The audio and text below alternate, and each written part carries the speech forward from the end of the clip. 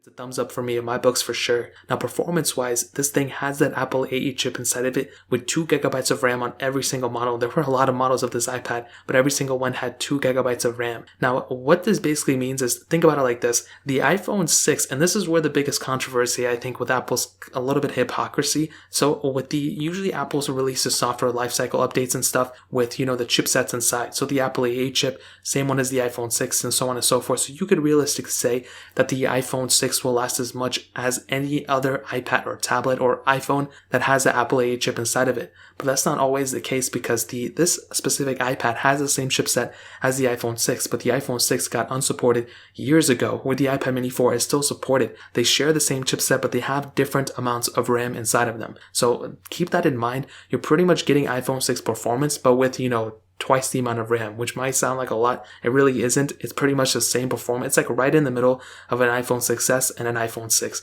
It's like smack dab. You're getting the RAM of the 6s, but you're getting the chipset of the iPhone 6. So it's definitely not a great performing tablet anymore. I will say though, for like a side iPad, it's really not that bad. I don't think there's a lot to complain about over there. I think it's still fairly smooth for the most part. I think iPadOS 14 has ran pretty fine as well. Again, is it a perfect iPad? Absolutely not. There's a lot of shortcomings with it, a lot of problems. I feel like one big thing is the RAM management. So if you try to split screen multitask, or if you try to, have one app and, swipe into the other and swipe into the other and all that stuff, luckily this thing still supports the swipe gestures, that iOS 4.12 brought or something, but it's still not perfect and it's not my favorite version of software out there. So right there, that's already one thing to kind of complain about. But I will say, surprisingly, it's not horrible. And if you needed to use this thing as an everyday iPad, depending on your use case, you may be totally okay with it, if I'm being honest. Like, I personally would not love to use this thing, but I think for the time being, it's totally okay.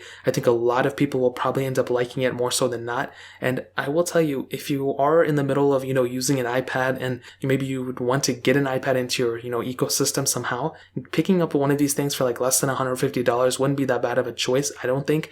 But obviously, I would probably recommend getting something like an iPad 7th gen or iPad 8th gen, even though it costs a little bit more money. The 7th gen actually may be around the same price in the used market. It's still going to offer you a better experience than this specific iPad that has a super old chipset inside of it. So keep that in mind. I will tell you, performance is okay for a 2015 phone, but it's not okay if Apple were to re-release this thing this day and age with this specific type of specs inside of it. So keep that in mind. That's pretty much how I would kind of go about, writing it that way. Now, battery